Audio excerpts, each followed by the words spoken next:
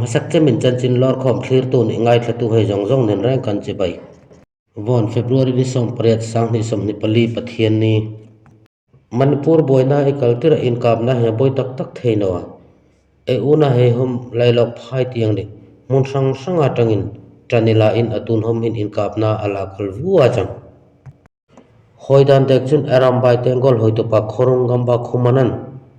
ami nisa mi som lei sari ka an thi ta a chang ati meteli pun heru chun mi sari ka an thi an ti ve no ka chang mete hi henin khel fe le hin an ti hi yam ti mu yam loi ti mo mi hoya taka i hom chang se la nun na cha nan om phot chun an lang atuna le lok phai an tanga aram bai tengol le an wan sang na mun hi chika abalat tablen sila i chik ta pa i kap phak achang no len e una he homin an lai pun an kap thina chang mete he homin machine gun an hong phang pi pap thin a chang an ti mete he hin thudi kan ril thin no len e una he alet letin anin tum thin a chang mizan khata lam ka khopuya thiltlung e hong tar lang ta ka ITLF hen darkar somin nikle inli ka sunga DC ni na SP suak dinga an tilin anni homin in lai dor dor kan an suak ta ka khoidanin atun hin lam ka DC dingin ti kam khomu an lal simte MCS ani hi deputy commissioner dinga isia achang ta ti hoya chang Manipur phairama mizan han petrol dealer he zong zong anin khar ti hoya chang an sir dan chun mete he an omin sol fe a petrol thun dingin petrol pump an wa an tanki anin bit tungin poisa peloin in rangvat kan an rot khal thina ma hi petrol dealer hen an nong lu taklen mizan han anin kharit a chang ante wona tangin nepali ni nam sang sang he homin dimapur ni imphal inkara therovai nintina thiltul iwai thin he zong zongin an mongkhal ding thu ante asan chu nepali ni muslim atuna dimapur atanga nintina chungloi siljem nintina thiltul nekfak thiltul dang iwai thin hei mete arambai tengol hen an loi hembit len wona tangin kaltanon ongti in thu in so an siama chang atuna video e mu he UNLF mete helpol he an changa nan safe kan anin ninga in doi dingin anin bo sai mup lai video a chang mete he anmani in kara in remloina nan safe ka sok tan fuwa mete pangal muslim aniti he rekhin nan safe kan anin kara in boina asoka mete pangal hin lunghoilina in langtirin lampui rona an nei hiala chang ei una he hun sot ka sintuan jong theiloin an omlein nek fak ting hin nan safe kan harsat na an tonga bunek ding takhom an nei loi hun hi tam ka om ta ka baliro vel mai ni na bal takhom ro ding an mu loi hun hi tam ka ma hoya chang ei una he ding hin thei to pa e tong taitir hi e hongin ngen nok a chang Sikkim sarkar noya thoktu mi singin ni lei a heta isia changante Sikkim Chief Minister Prem Singh Gole chun February ni som palihan regularization policy sang ni som ni pali mangin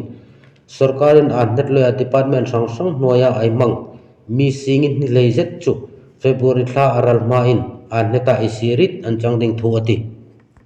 CM Gole chun sarkar noya master role adopt one family one job contractual worker ICDS ASA worker ni CSS noya thok tu hein antang kai puiding thu ate regularization policy chu thattaka iti ti hoi achang thu ni Sikkim sunga thok tu hei ham thatna dinga isiam achang thu ate an policy tharhin kumin li ka sarkar noya in thok tak chin an neta om theina a om sa ate an policy tharhin sarkar noya kumin li ka in thok chin an neta sia theina dan a om sa ate mahin policy lui kumriat ka in thok chin bituk alo isiam chu hong thlenga chang chief minister hin sarkar na in thok sang thok tu hei angai tu thu ate regularization policy sang ni som ni pali hi in pong mai achang no dan a chang December ni som thum pakhat sang ni som ni pathum hi policy intern hun achanga manung hin policy in a phut angkan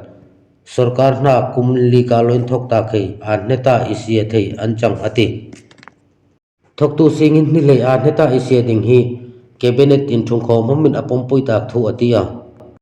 opposition party he chu inkan mo thokna olan CM ne inkan mo lo pengan ti tiang loi boino rese atisa chang Sikkim chief minister chun sarkar na thok an neta an sia he dinga in hoitirna thu in so an thumang maybe ti chu opposition tianga hen sarkar doi na dinga ani mang chu ithung khirin सरकार इन में भी amang na sanchu lekha poimo infil achang ma ding chaya achang thu ati anring hlil achang no le madan an pel achang chun opposition party he chu ko tinga an kal thei thu ati thok tu sing ni le an neta isi an chang ding chu opposition party he chun an oino an doi dal a chang ti in an tum Prime Minister Narendra Modi and Tripura Army puhi ma thu hilati Prime Minister Narendra Modi chun February ni som Nepali hin Tripura mi pui ma online mangin thucha arhilding thu Tripura Chief Minister Manik Saha chunati ma thucha arhilding hi Viksit Bharat Viksit Tripura pol changate ya Delhi atanga irhil changate Chief Minister Manik Saha chun Modi sarkar in kumsom ka sung royal hnungin mason natam ka oma Marsolam State Suhuma National Highway iruk kapai asiam mana changate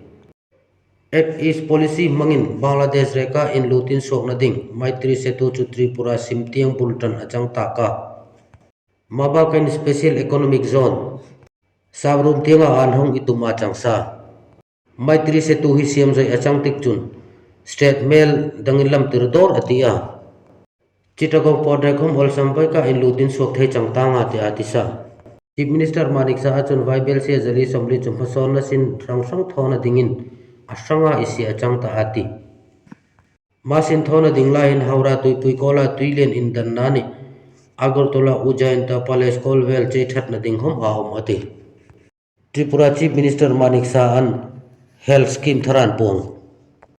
Chief Minister Manik Saha achun nilaitum han state sunga mi puizong zong huam ding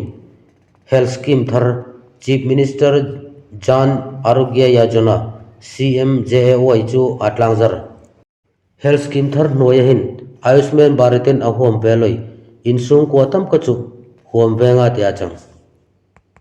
Tripura hi strategic helai amangkata scheme kalpui masak chem e chang scheme thar hi kalphung thatak inen ham thatna yom hi adong pu he ding in tangkai pui fengan te ti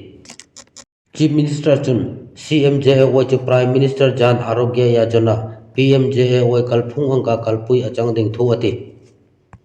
PMJAY noya ham thatna dong veloi he chun scheme thar chun a hom wedding thu ati